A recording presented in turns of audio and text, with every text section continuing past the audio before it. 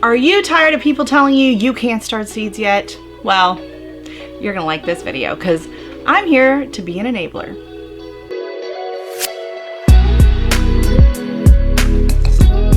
Welcome back to the channel. I'm Rochelle. This is Brampton Gardener, and I'm going to talk about some seeds that and this is Dexter.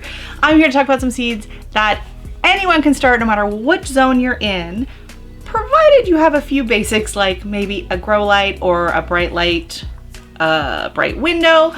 Any kind of light will work. You can use a lamp, anything. Dexter wants to show you his stuffy. Can you maybe lick this somewhere else though? That'd be great, okay? This is not a pug ASMR video. So first off, the one thing that pretty much everyone can start no matter where you are, and I plan on starting it very, very soon. I will have a video coming out, and that is microgreens. And you don't have to buy specific seeds for microgreens. They're basically just seeds, but a lot of times you can buy them like in bulk and it might be a bit cheaper, but there are all kinds of things that you can grow as microgreens. So I thought I had a package of microgreens, and I still think I do, but I'm not exactly sure where they're at. But the one I did find happened to be sprouts. So I am going to be doing an herbal one as well. And it's going to have, I'm going to do some basil, and I'm going to do some, I think, parsley, maybe some onion, things like that, so that I can have these little bit of fresh greens growing so I can make a nice vinaigrettes. I really miss that in the winter time, being able to just go out and chop some veggies, so I'm really hoping to get some of those started soon. So I will be doing some microgreens. So microgreens is probably the easiest, most basic thing that anyone can be growing. There are all kinds of kits out there. You can go and buy a nice expensive one. You can buy some cheap kits at, you know, your local stores like Home Depot and places like that have them. Or you can do very, very basic DIY versions, which is what I'm going to be doing, and I will show you that in my video. But let's delve into a few other seeds. If microgreens aren't your thing, or you already got them going, or you want to grow even more, let's get started. Wait, hold that thought. I forgot I wanted to share this with you. So I bought this giant pack of basil seeds at the Asian grocery store, and it is in the drink aisle, because if you've ever gone and had your bubble tea, they use, you know, the tapioca pearls, but a lot of times they will also put in basil seed, and they have aloe vera, all kinds of stuff that you can add into your packaging, into your drink. So this whole package I think cost me around $2. I have absolutely no idea what variety of basil seed. It just says sweet basil seed. So I am thinking I'm going to use some of these for the microgreen version of it, and I'll probably grow a few out just to kind of see what kind of, I mean, it's basil, it can't be bad, right? So before I delve right into which seeds I'm going to be starting, which actually I'll just tell you, there's going to be some herbs, there's going to be some lettuce, onions, hot peppers, dwarf tomatoes, things like that. I'll talk to you a little bit about them and on my scheduling here. But first of all, caveat, what seeds you can start and when depends less on your weather outside and more on your setup. So if you have a grow space and grow lights and maybe an outside greenhouse or a heated basement or somewhere like that, that you can store plants and keep them growing when they get larger, you can start your seeds a lot sooner than someone that doesn't have that setup. So prior to getting my grow lights, for years and years and years, I grew a ton of plants just in my window in my bedroom. I would put a table up in front of the window, and I would start all my seedlings, and I would start them, I think, kind of end of March, beginning of April. That was the time here in Brampton, Ontario, just outside of Toronto. That was my list. That was the time of year where we were getting just enough daylight to help support the plants. And they would get a little bit leggy, but if I started them any sooner, they would just be way too leggy, and it just didn't work. So you have to take into consideration what your setup is like. Okay, that is the number one thing. Forget last frost dates, forget zones, forget everything else. If you have a good setup, you can start seeds and you can grow year round. There are people like GT grows at Alaska. He's growing stuff in Alaska. I think he's in a zone 3 or 4, and he grows year round because he has the proper setup. So that is the thing. If you are ambitious and you want to get your seeds started sooner because you have a short growing season and you want to have more mature, healthy plants to put into the ground and not start your seeds so late so that you can get a better harvest, then you have to have a little bit better setup, and it doesn't have to be expensive. So I have a grow rack. It's one of those just metal frame kitchen metal thingies. I'll show a picture. I got it at Costco years and years ago on sale, and I got just some lights. Actually, a friend of mine gave me some lights, but you can just use shop lights. They don't have to be expensive. If you are only growing them inside to be able to plant outside and you're not growing them in the house to where you want them to flower and to fruit, you can just use a basic shop light. You do not have to have any of the special grow light color ranges. That is more for flowering. And so if you are growing inside over winter, or you really have some like the micro tomatoes that you want to get started now and get those fruiting and being able to eat fresh tomatoes in March like I was doing last year, you're going to want a proper grow light. But otherwise, you don't need it. It doesn't have to be expensive, but you do have to take a little bit of time and put in a little bit of effort to get everything set up. The other thing you have to keep in mind if you're starting seeds this early, it's a commitment. You have a dependence. They are little babies that are gonna rely on you for their every need for the next, 4 or 5 months for some of us. So that is a real time commitment. If you plan on going away for a weekend like March break, don't start your seeds now. You know, if you're not committed to wanting to take care of these and make sure, you know, you got to have the lights on at a certain time. You have to make sure you keep them watered. At some point you want to add a little bit of fertilizer. You know, you need to have a fan going, most likely to, you know, just to keep the airflow around. It helps build stronger plants. You know, there's just a lot of things that need to be done with it. I love doing it. I wake up every morning and I'm so excited to see their little faces sitting there. I love touching them and petting them. To me, it's a reminder that, you know, spring is coming, and I absolutely love it. It's nurturing. I don't know.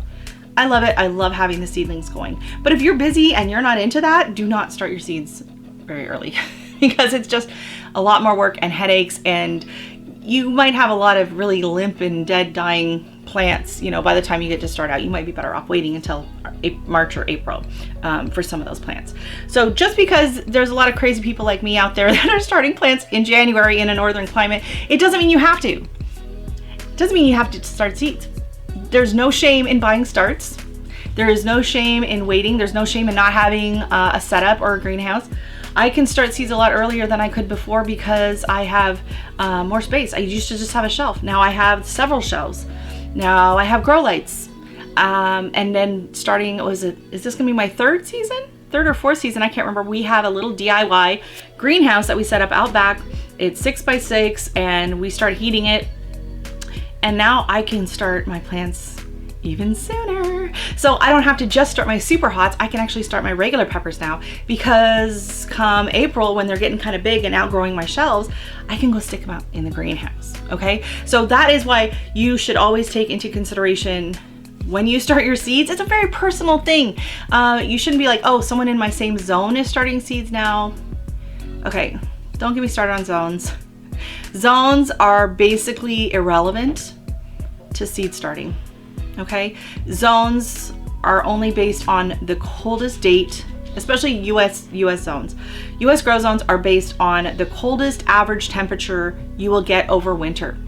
And so you can have a climate that is very different, but they're in the same zone. But some people might stay in that coldest temperature for 2 to 3 months, and some only might hit it for a couple of weeks. And so their last frost dates, their growing season can be vastly different. So, and zones go all the way across the US. Okay, it's not regional. It's not like if someone in a town over is starting seeds, you're not like, it's not a regional zone. I think a lot of people get confused. They think maybe it's their state or something, but it's not. It's a band that goes all the way across the US, up into Alaska and, you know, Hawaii and all of that. So zones mainly just come into play for perennials. Book Cool Flowers. The writer, the author, Lisa Mason Ziegler, is the creator behind Gardener's Workshop. She has an amazing YouTube channel and she has shops. She's where I learned all about the soil blocking, and this book has been transformative to when I start seeds and when I put seeds out, because if it falls under the cool flower category, that means that you can plant these seeds between 6 to 8 weeks before your last frost date, which means you need to start them 6 to 8 weeks before that for most of them. So that means you're looking at a minimum of starting some of these seeds 12 weeks early 12 weeks before your last frost date. So that's why it's really good to take this time, even if you're not starting seeds in January or February yet. It's a good time to look through your seeds, get them somewhat organized, maybe make a list. I have spreadsheets, because I'm crazy like that. On my spreadsheets, I have a list here of the name of the plant. I have the days to germinate, how long I can expect them to take, if they have any special temperature ranges that they need, and if they need light or not. So I'm surprised, especially a lot of the cool flowers need light to germinate. So don't always just cover your seeds. And if you have trouble with germination, maybe double check. Are you covering them enough, or are you covering them too much? That can be a fail for certain seeds. I was really surprised how many actually didn't want to be covered. And then I have the week to start. And over here I have, if I'm going to be starting them in soil blocking or winter sowing. So I have quite a few, especially the ones that you can see that start, let's say week 5, which is next week, because they are either perennials or cold hardy annuals, and they can be started that early to either be planting out as cool flowers, or I can do them in the winter sowing container. So that's on here. I organize my seeds. I can do it by alphabetical order on the spreadsheet, which is normally what it's at, because if I want to check a plant or if I'm looking for information on it, I do it that way. But when I print it out for my seed starting, I organize it by weeks to start my seeds. So first up in the flower side, I have on week 2, I have violas and pansies. And then week 3, I put wave petunias, and I started my petunias the last 2 years, week 3, and I'll admit they can wait. I'm gonna wait about a month on them because they did get a little bit out of control. They got a little bit big, but I definitely want to start my pansies, my violas. Oh, I don't know if they're on here. The crane flowers. I guess I haven't added them. Some of my newer seeds. I gotta update my list. But my ornamental kale, things like that, they're really, really slow growers. So you want to start those as soon as you can. Other things that I don't have on the list because I'm not growing them myself would be lisianthus, eucalyptus. A lot of people start those in like November and December because they are very, very, very slow growing plants. So I unfortunately don't have any. Actually, I think I might be getting some lisianthus seeds from a seed swap or seed win that I won giveaway. And when I do get those, I will start a few right away, and then the rest I'll probably wait until next year. The other thing you want to make sure to do is double check to see if any of your seeds need to be cold stratified.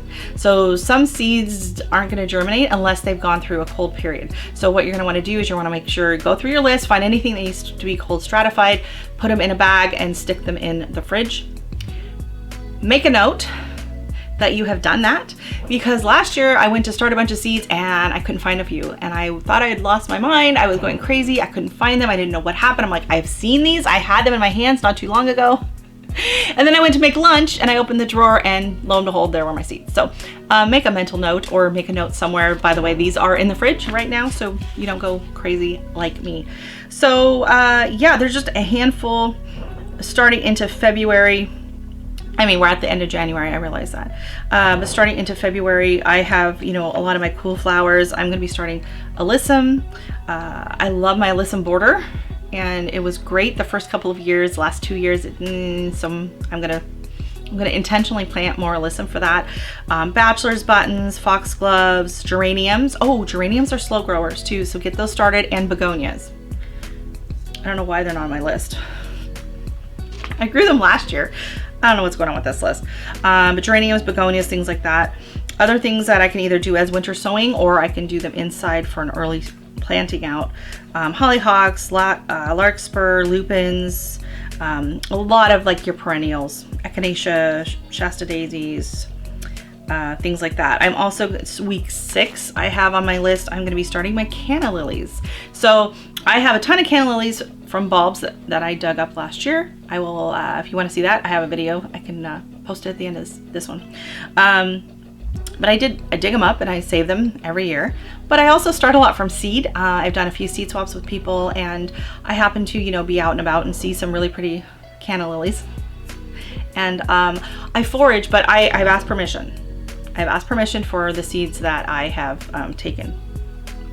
harvested from. So there's been no prop lifting, nothing illegal is going on.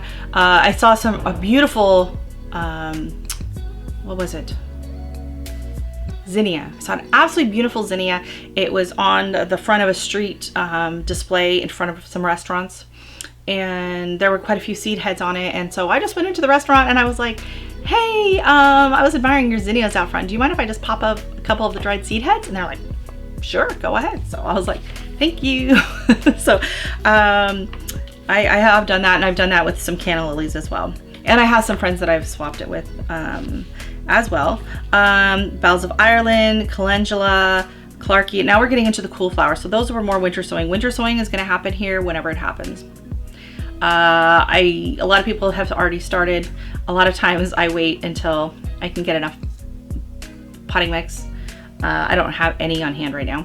That's why I haven't started my seeds yet. I gotta get some potting mix, and I have to be able to dig out the winter sowing containers that I have up the hill. Sometimes they get snowed in and I have to wait until it melts enough to get them out. So we are gonna be warming up above freezing this weekend. So I will put that on my to-do list to go and grab the winter sowing containers and bring them down so that they are open for me to use. So there's no real rush to winter sowing containers for me. I can do them as late as March and April. We still are going to get plenty of cold nights for anything that needs to be like cold stratified outside in those containers. So then we have like Clarkia, Delphinium, Dill. Dill is a very cold hardy annual, and mine self-seeds like crazy in the garden. I absolutely love it. So I don't complain and I don't mind. So these are seeds that are kind of going to be happening in February. That's going to be my cold hardy annuals. Quite a few that I use for cut flowers, and then also anything that's a perennial can really get started then. My like regular other, we're going to go back to this. So starting week 6 would be mid-February. That's going to be loofah. Loofah's going to get started hopefully then. Week 7 I have peas and cardoon. So I have a brand new plant for me. Cardoon, it's this beautiful big bushy plant. I'll pop a picture up on the screen. I've never grown it before, and it's supposed to be beautiful ornamental, but it's also an edible, so it is under the vegetable category.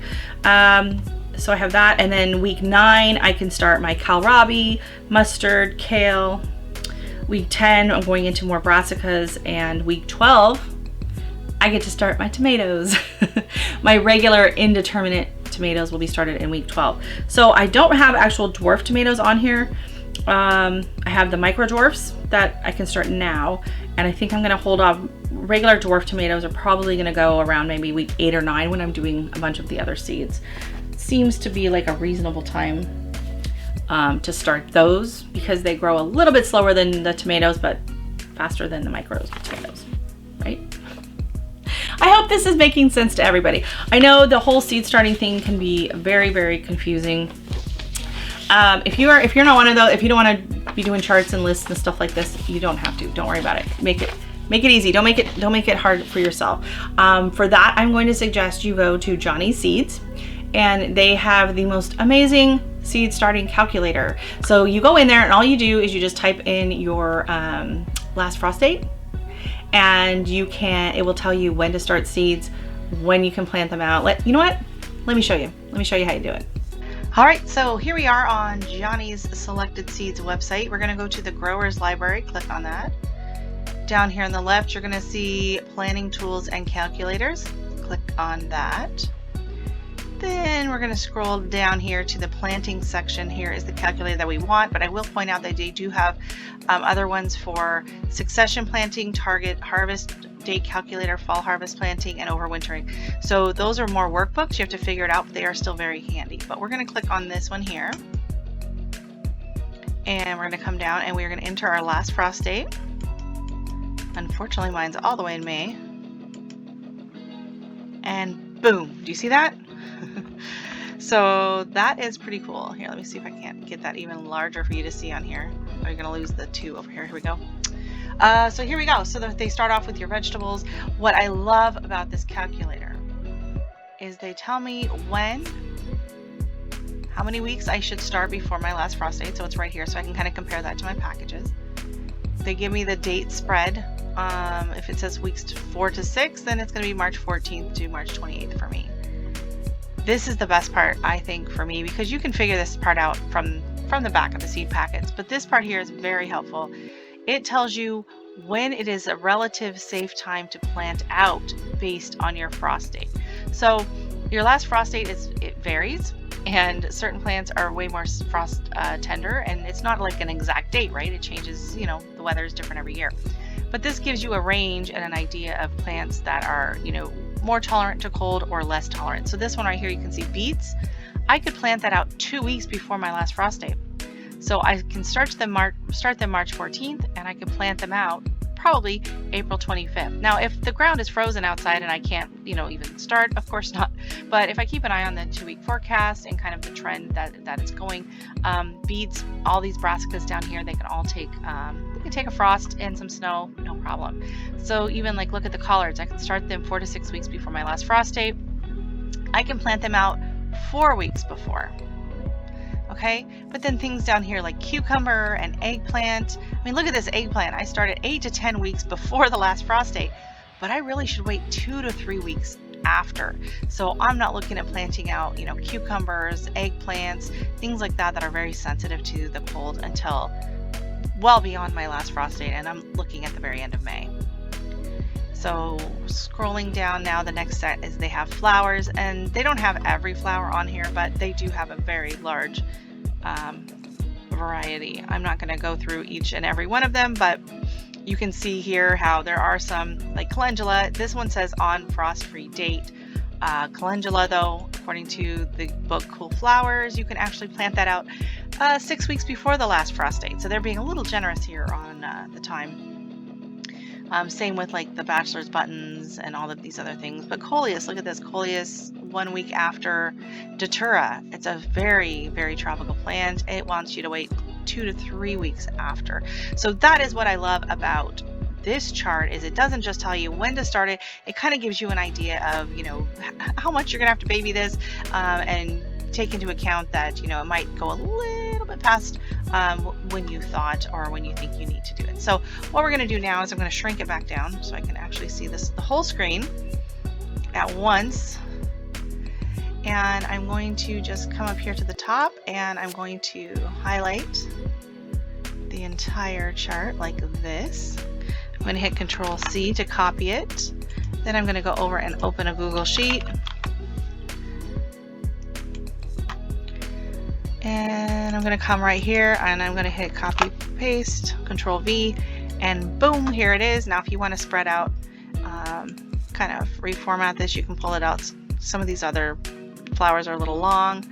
Some of these words, if it bothers you that they're getting cut off, you can pull that over like that, and then you can just print it. So you would go here, print.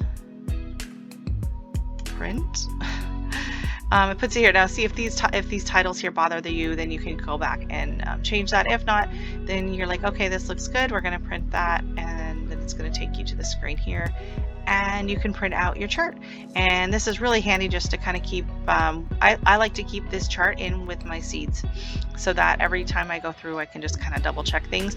This is what I use to cross-reference for my other charts that I have, and I will have the list and the links to this and the list to all of my charts in the description below. Hopefully this was helpful. Okay, so here is my printed out list from Johnny's.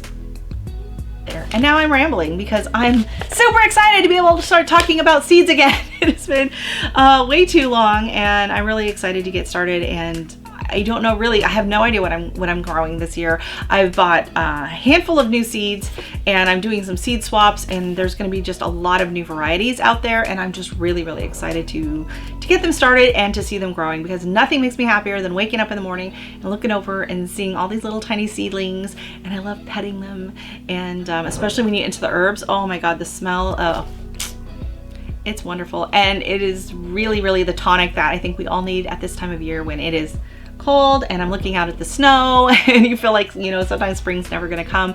When you're growing plants and seedlings in the house, it really, really helps to, you know what, yeah, summer is going to eventually get here. So again, thank you so much for watching. Please hit the like button if you've enjoyed this. Don't forget to subscribe and hit that notification bell so you can see any of my upcoming videos. I am going to be showing, ooh, I got a new soil blocker. I'll be showing that as well, and I'll probably be doing a giveaway and some seeds maybe. We'll see. So thank you so much for watching, and I'll see you in the next video. Bye.